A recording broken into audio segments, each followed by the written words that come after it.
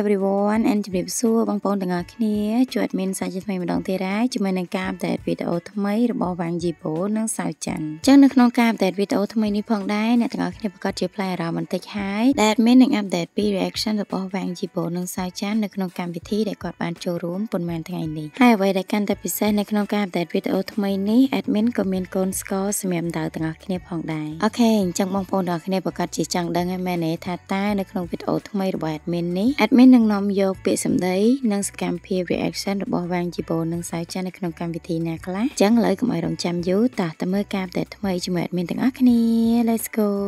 សម្រាប់ការ update ទី1 admin នឹង update reaction របស់សៅច័ន្ទនិងពាក្យសម្ដីមួយចំនួននៅក្នុងកម្មវិធី Play the Play ដែលដោយបងប្អូនទាំងអស់គ្នាបានដឹងការវិភាគរបស់សៅច័ន្ទរួចមកហើយថានៅថ្ងៃទី18ខែមិថុនាឆ្នាំ2023នេះសៅច័ន្ទបានចូលរួមជាមួយក្រុមតារាសម្ដែងរឿង Where Dream Begin នៅក្នុងកម្មវិធីប៉ុស្តិ៍ទូរទស្សន៍ CCTV 8 Play the Play អញ្ចឹងនៅក្នុងកម្មវិធីនោះគឺមានការអាប់ដេតរូបភាពរបស់សៅច័ន្ទច្រើនខ្លាំងមែនទែនទាំងអស់គ្នាហើយអ្វីដែលកាន់តែពិសេសសម្រាប់រូបភាពរបស់សៅច័ន្ទទាំងអស់នោះគឺពោរពេញទៅដោយភាពសប្បាយរីករាយរួមជាមួយនឹងស្នាមញញឹមរបស់សៅច័ន្ទដ៏ស្រស់ស្រាយហើយសង្ហាខ្លាំងមែនទែនទាំងអស់គ្នានិយាយចំមកទៅលក្ខណៈថាស្នាមញញឹមរបស់សៅច័ន្ទគឺជាពិភពនៃក្តីសុខរបស់ admin ចឹងណាចឹងទៅឲ្យតែឃើញស្នាមញញឹមសៅច័ន្ទគឺ admin សប្បាយចិត្តខ្លាំងមែនទែនចឹងមានបងប្អូនណាខ្លះឃើញស្នាមញញឹមសៅច័ន្ទហើយសប្បាយចិត្តដោយ admin កុំភ្លេច comment admin បានដឹងផងណាហើយមិនត្រឹមតែប៉ុណ្ណោះទេកំឡុងពេលដែលកម្មវិធីចាក់ផ្សាយ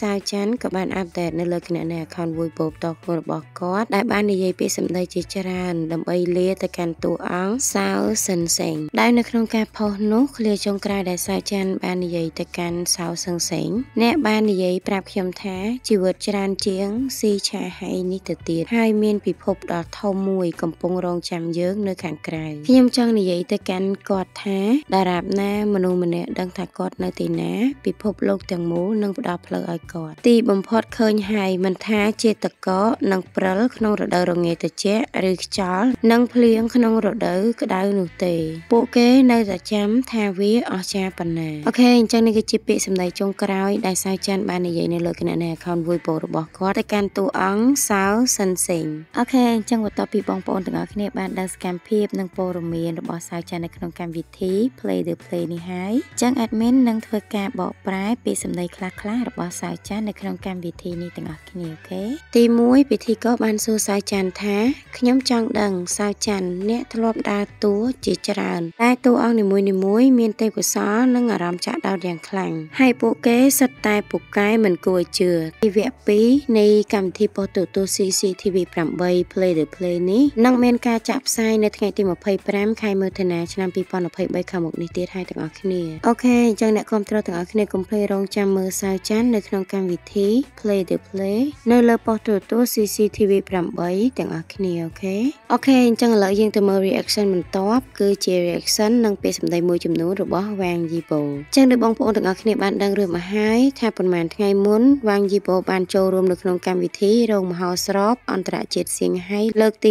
25ដែលបានលើកបង្ហាញពីការចាក់បញ្ចាំងរឿង One and Only ពីព្រោះខ្សែភាពយន្ត One and Only នេះគឺជាខ្សែភាពយន្តបិទនៃកម្មវិធីរោងមហោស្រពភាពយន្តអន្តរជាតិសៀងហៃលើកទី25នេះតែម្ដងដែលនៅក្នុងកម្មវិធីនោះ Wang Yibo បាននិយាយថាខ្ញុំស្រឡាញ់ការរាំតាំងពីខ្ញុំនៅក្មេងហើយខ្ញុំសប្បាយចិត្តខ្លាំងណាស់ដែលបានចូលរួមការរាំនៅក្នុងខ្សែភាពយន្ត One and Only លើកនេះ